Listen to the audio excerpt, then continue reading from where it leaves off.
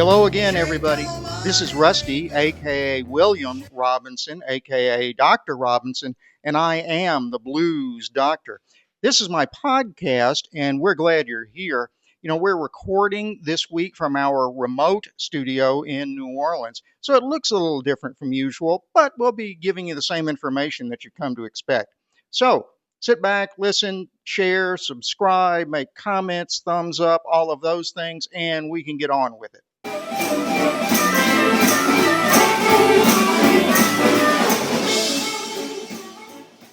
Moving on to the calendar, I'd like to mention the date October 17th, 1971. That was the date of Duane Allman's last performance with the Allman Brothers Band in Owings Mills, Maryland, just before he died 12 days later. We didn't maybe appreciate it at that time, but this was a big moment in music history. The Allman Brothers Band was immensely talented even in 1971, but they were nowhere near as big or as nationally popular as they would be just a few years later. Some of us in the South realized what a talent Duane was, but it was not until they came out with another album called Brothers and Sisters that had some commercial success along with the single Ramblin' Man that people really began to realize and appreciate how good they'd been.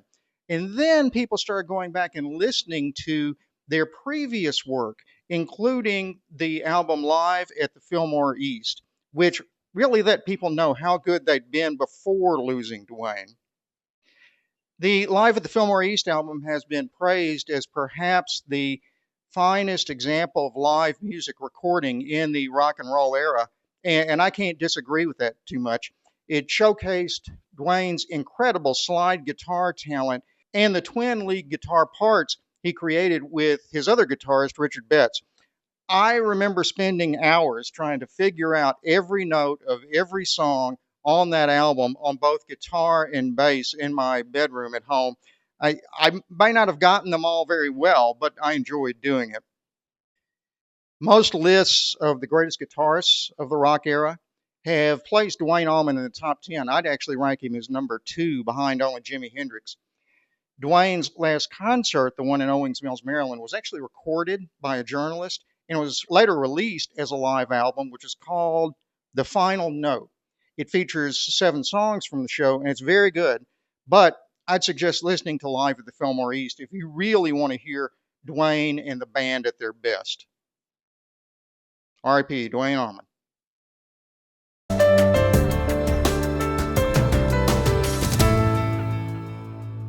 In response to the medical segment in our podcasts recently, I've been asked a number of questions by listeners to the podcast. So rather than doing a formal discussion of a particular topic this time, I thought this might be a chance to do a little Q&A. These questions came from the comments section of the podcast or sometimes other online podcasts that I've appeared on. So here's number 1. I've been asked this question actually in multiple forms, so I'll try to summarize them all like this. What do you think about medical marijuana? Marijuana has been proven to have medical benefits as well as some that are not so proven. In other words, they're suspected or theorized, but they don't have the literature to support it. First off, marijuana is really effective as an antiemetic or an anti-nausea agent.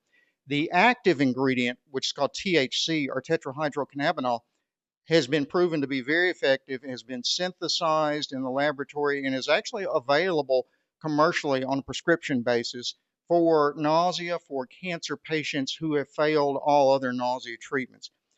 It particularly works well for children, as it turns out, but it is a worthwhile agent. I've used it maybe a dozen times or so over the last 20 years, and it has worked every single time. So I'm very comfortable saying that agent, which is actually known as Marinol, is very well accepted by the cancer community.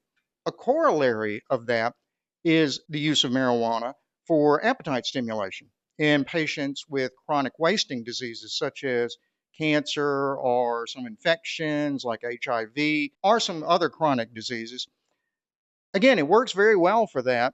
As anyone who ever got the munchies in college after smoking marijuana will understand, and yes, I did use marijuana, and yes, I did get the munchies on occasion. So I can support using marijuana for appetite stimulation in certain patients as well. Another corollary to that is pain management. Marijuana does help at least some people with pain management, and it can be prescribed for that.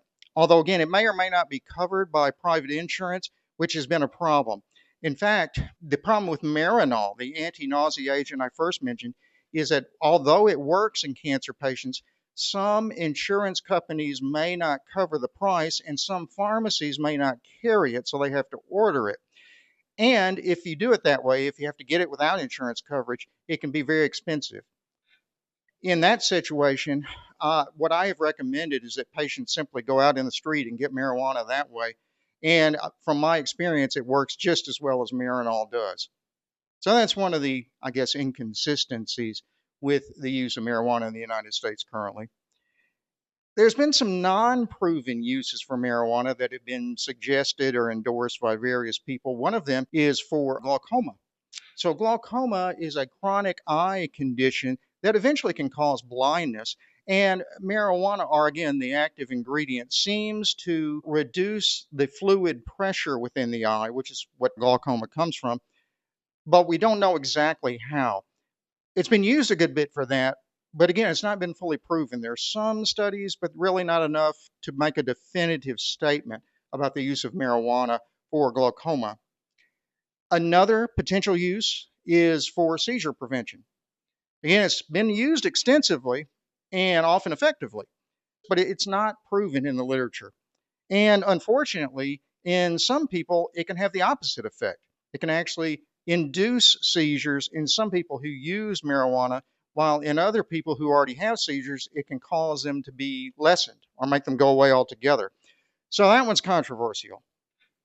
Also, marijuana has been used as an anti-inflammatory agent for some chronic diseases like chronic arthritis and maybe even multiple sclerosis or MS.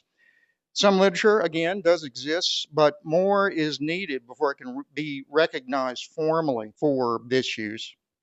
Here's another question. Are there real medical uses for methylene blue? The short answer to that is yes, but the question deserves a longer answer. Methylene blue is recognized as being effective for something called methemoglobinemia, which is a rare blood disease. It doesn't respond to much, but this is well documented that it will respond to methylene blue. It's been also used to treat malaria and still is occasionally. It is typically used as a diagnostic marker and surgical aid. So, for example, it can be injected into a hollow structure like the bladder after surgery, and you look for leaks. So you can actually see the blue color leak out of the bladder. It's sort of like when you check the inner tube of a bicycle tire by putting it in water to see if the air leaks out. However, it is not at all clear that methylene blue has any benefit in cognitive dysfunction or as an anti-inflammatory or for energy and vitality in older people. And that's been suggested by several people, including probably most notably recently, RFK Jr. or Robert F. Kennedy Jr. This is another one of those things that RFK endorses without really any proven data. And again, the great majority of academic medicine does not agree with RFK about methylene blue.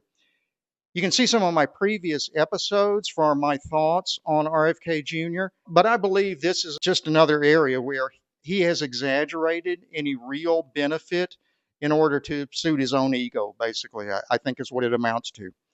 The good thing is methylene blue is mostly inert, and it's unlikely to hurt anybody, so that makes it easy to get away with, I guess.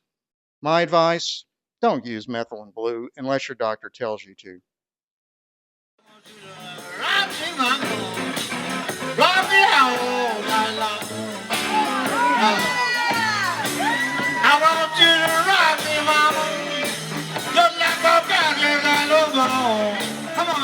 For our live music this week, here's a brief sample of one of the Allman Brothers' great guitar songs featuring Duane. My buddies in this clip are Danny Alexander, Corey Duplessis, and Tony D'Alessandro, and they're performing it here live.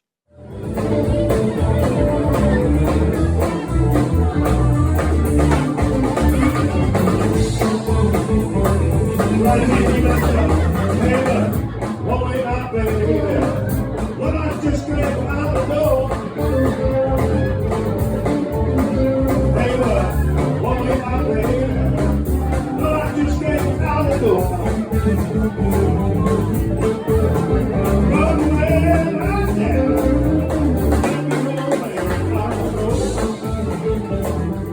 That's such a good bar song, isn't it? You can hear it in bars all over the country.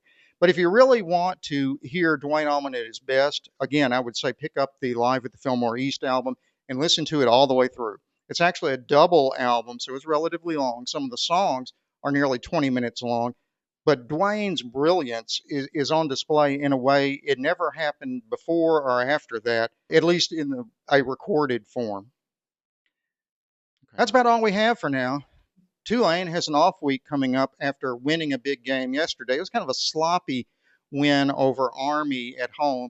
It was a hot day, like 86 degrees, bright sunshine, no wind, and Tulane had several turnovers, but they managed to pull the game off at the end. So that's good. They're 6-1 now. Their next game will be on October 30th versus the University of Texas San Antonio, or UTSA, in New Orleans, and Tulane will be a heavy favorite in that game. So, as I usually say at this point, please watch next week's podcast. Okay? See you later.